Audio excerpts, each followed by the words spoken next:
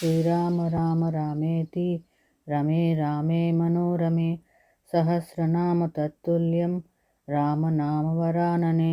జై శ్రీరామ్, జై శ్రీరామ్, జై సీతారాం.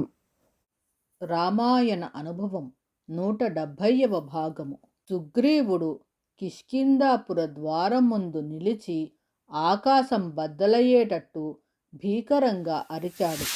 అది సుగ్రీవుడి కంఠధ్వనిగా గుర్తించిన వాలి పరుగు పరుగున బయటికి వచ్చాడు.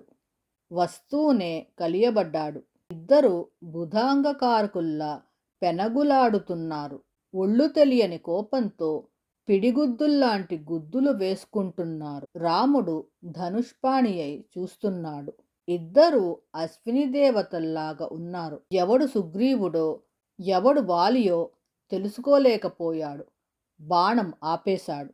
ఇంతలో వాలి చేతిలో నలిగిపోయిన సుగ్రీవుడు ఇక లాభం లేదనుకుని ఋష్యమూకానికి పరుగు తీశాడు.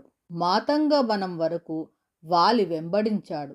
అక్కడ ఆగి బతికిపోయావు పో అని వెనక్కు వచ్చేశాడు. హనుమంతునితో లక్ష్మణునితో కలిసి రాముడు కూడా వనంలోకి వచ్చాడు.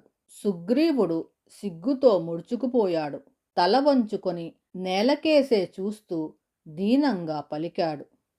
రఘురామా, పిలు పిలు అని నన్ను పంపించావు.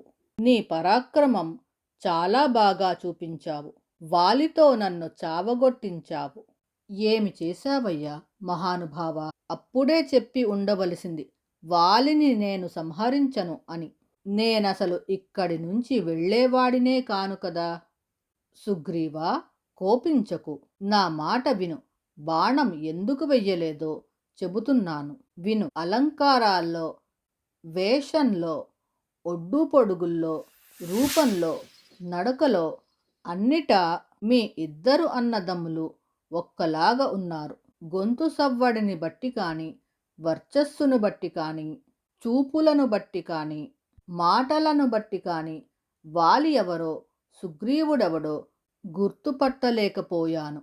ఇద్దరూ ఒక్కలాగా ఉండడంతో నాకు మతిపోయింది. అందుకని ప్రాణాలు తీసే ఈ బాణాన్ని విడిచిపెట్టలేదు. ఏదైనా పొరపాటు జరిగితే మొదటకే మోసం వస్తుందని ఊరుకున్నాను. ఒకవేళ నీకే తగిలి ప్రమాదం జరిగితే నా మూఢత్వానికి అంతు ఉంటుందా? అభయం ఇచ్చి ప్రాణాలు తీసిన మహాపాపం నన్ను చుట్టుకోదు. నేను, లక్ష్మణుడు, సీత ఇందరము ఇప్పుడు నీ శరణు వేడి ఉన్నాము. అందుకని మరోసారి యుద్ధానికి వెళ్ళు. నన్ను శంకించకు. నా బాణం దెబ్బతో నేలకు ఒరిగి గిలగిలా తన్నుకుంటున్న వాలిని ఇప్పుడే చూస్తావు. ద్వంద్వయుద్ధంలో నిన్ను గుర్తించడానికి వీలుగా ఏదైనా ప్రత్యేక చిహ్నం ధరించి వెళ్ళు.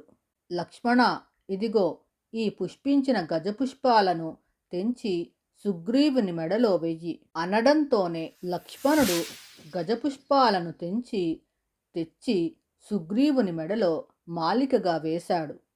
ఆకాశంలో నక్షత్రమాలతో సూర్యునిలాగా సుగ్రీవుడు ప్రకాశించాడు. సంధ్యాకాలపు మేఘంలా భాసించాడు.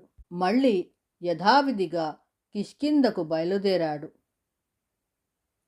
శ్రీరామ రామ రామేతి రమే రామే మనోరమే సహస్రనామ తత్తుల్యం రామనామవరాననే.